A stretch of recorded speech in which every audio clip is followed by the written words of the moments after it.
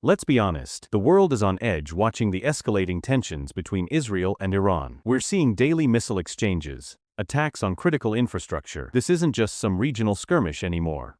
It's a full-blown conflict sending serious shockwaves across global financial markets. Stocks have been all over the place. Oil prices are shooting up, and investors? Well, a lot of them are scrambling. But here's the thing. Amidst all this chaos, this fear and uncertainty, there's a stark reality. Moments of intense geopolitical crisis often create incredible financial opportunities. So the question isn't if this will reshape your portfolio, but how.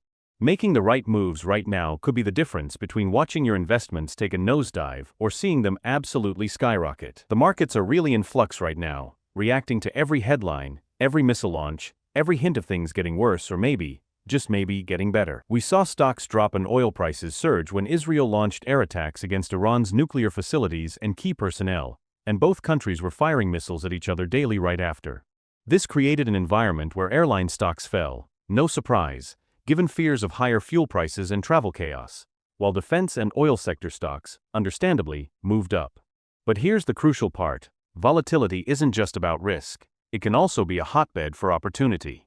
While some sectors are definitely feeling the pain, others are set to thrive.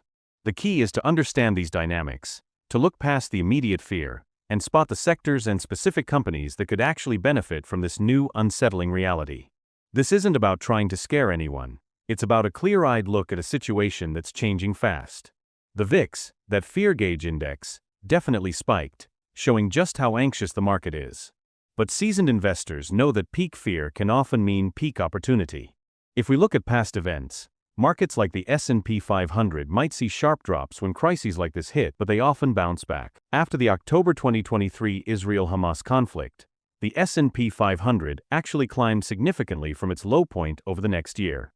This resilience suggests that while the current Israel-Iran conflict is causing immediate chaos and means we need to think tactically, the broader market tends to absorb these shocks over time. However, in the short term, specific sectors are seeing, and will probably keep seeing, some pretty dramatic moves. Okay, let's get straight to it. The ongoing conflict between Israel and Iran, which really kicked into high gear around June 13, 2025, with those Israeli airstrikes on Iranian nuclear and military sites and Iran hitting back, has thrown a massive dose of volatility into the markets. We've seen the big indexes, the Dow, S&P 500, Nasdaq, take a hit as investors initially rush to the usual safe haven assets. This kind of reaction isn't exactly new. Historically, big geopolitical shocks in the Middle East have always caused ripples, sometimes even tidal waves. The main fear? Disruption. Disruption to oil supplies, disruption to global trade, and just the general disruption of economic stability. Take oil prices, for instance. They jumped significantly, with West Texas Intermediate futures shooting up because everyone's worried about supply, maybe from damaged facilities or the closing of key shipping lanes like the Strait of Hormuz. And this isn't just about the price of gas for your car. If oil prices stay high, it can push up costs for everything, fuel inflation, and generally slow down economic growth. When geopolitical tensions flare up and missiles start flying, there's one sector that almost always gets a lot more attention: defense. It's a grim thought, but more conflict often means more government spending on military hardware, security systems, and advanced weapons. We've seen this happen in real time with the current Israel-Iran conflict. As Israel kicked off its large-scale military operation against Iran, defense stocks saw a big jump.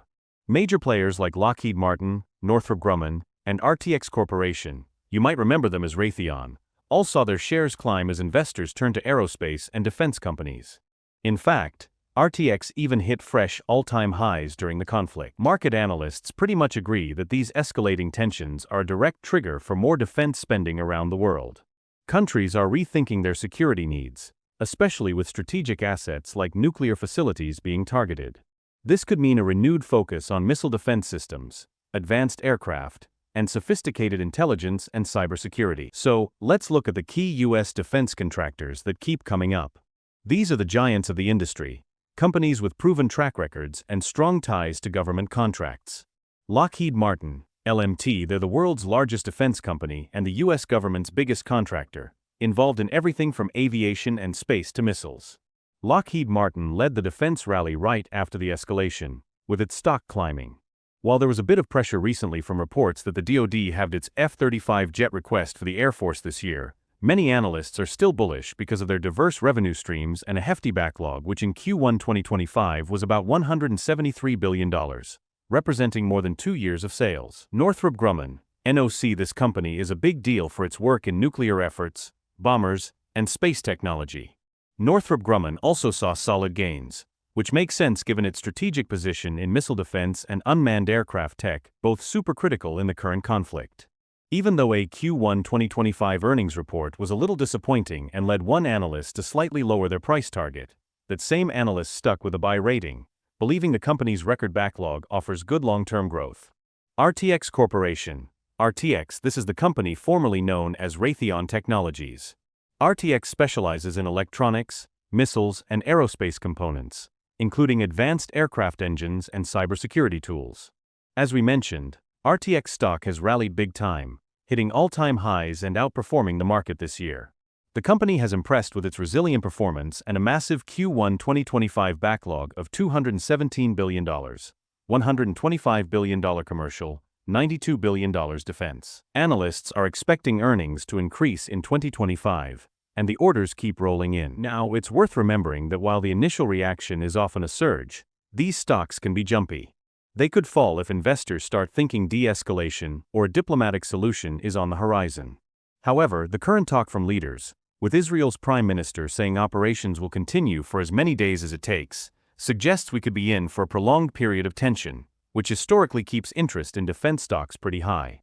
Even defense stocks outside the US have been moving. South Korean arms makers, for example, shot up as Israel's attack on Iran made investors think they'd export more, partly because Israel might need to limit its own defense exports to focus on its own military. Indian defense stocks also rallied on hopes of a bigger defense budget and the ongoing geopolitical tensions. The main point here is that the defense sector is, and will likely stay, highly reactive to what's happening in the Middle East. The companies we've listed are at the forefront, providing the tech and hardware nations turn to in times of conflict. Their order books are growing, and investors are definitely interested. The Middle East isn't just a geopolitical hotspot, it's the heartland of global oil production. Any conflict in this region immediately makes people worry about oil supply disruptions, and this Israel-Iran crisis is no different. Oil prices jumped significantly when Israel launched its attacks on Iran, with both U.S. crude oil and Brent seeing sharp increases. At one point, prices spiked by as much as 14% in a single day, the largest gain since March 2022. This surge is driven by some very real concerns. The biggest worry is the Strait of Hormuz. This narrow waterway is a critical choke point for international energy trade. Think about this: about 20% of global petroleum liquids consumption, or around 20 million barrels per day, passed through the strait in 2024. So far in 2025, it's handled about 34% of all seaborne traded oil and about a fifth of global liquefied natural gas, LNG trade. Iran has threatened to close it before and is reportedly thinking about it again. If that happened, it would severely mess with global oil and container trade. While many analysts think a full, long-lasting blockade is unlikely for various economic and political reasons, even the threat or a partial disruption can send prices through the roof. Capital Economics suggests that if Iran tried to internationalize the cost of the conflict by blocking the strait, oil prices could hit $130 to $150 per barrel. Even if there isn't a full blockade, attacks on energy infrastructure are a major concern. Israel reportedly hit Iran's fossil fuel sector, with Iranian state media reporting a fire at the South Pars gas field. While Plur Analysis on June 18, 2025, noted that oil flows were still stable because recent Israeli strikes seemed to target Iranian facilities tied to domestic use rather than export terminals, the risk is definitely still there. So, which energy stocks might benefit from this volatile environment and potentially higher oil prices? Companies that actually get crude oil out of the ground and sell it are the most direct beneficiaries when prices go up. Key players include ExxonMobil, XOM Chevron, CVX, and ConocoPhillips, COP. Recent news from June 16 and 17, 2025, backs this up. Oil and defense sector stocks moved higher as tensions rose. Shares of Valero Energy VLO, Marathon Petroleum, MPC, Chevron CVX, and Hess, HES all gained. The Morningstar U.S. Energy Index rose over 5% in the week after Israel's attack on Iran because of supply concerns. However, It's also smart to consider the other side of the argument. Some analysts, like those at Morningstar, think that even with the surge, the median energy company is still undervalued because of longer-term stagnation in oil prices from worries about too much supply and weakening global growth before this recent escalation. Kananga Research, while expecting crude oil prices to stay high until tensions ease, mentioned a cautious outlook for upstream service providers because OPEC still has spare capacity. The bottom line for energy stocks is that they are, and will keep being, highly sensitive to the price of oil. And the price of oil, in turn, is directly influenced by the perceived risk to supply from the Middle East. If the conflict gets worse or, and this is a big one, if there are direct and sustained disruptions to oil transit through the Strait of Hormuz, these stocks could see further significant gains. Analysts have warned that oil prices could shoot past $100 per barrel if the escalating conflict disrupts this critical route. In times of intense market volatility and geopolitical uncertainty, investors often turn to what we call safe haven assets. These are investments that are expected to hold their value, or even go up, when things get turbulent. The Israel-Iran conflict has definitely triggered this move to safety. Gold. This is the classic safe haven. Gold prices often rise when tensions escalate because investors want a reliable store of value.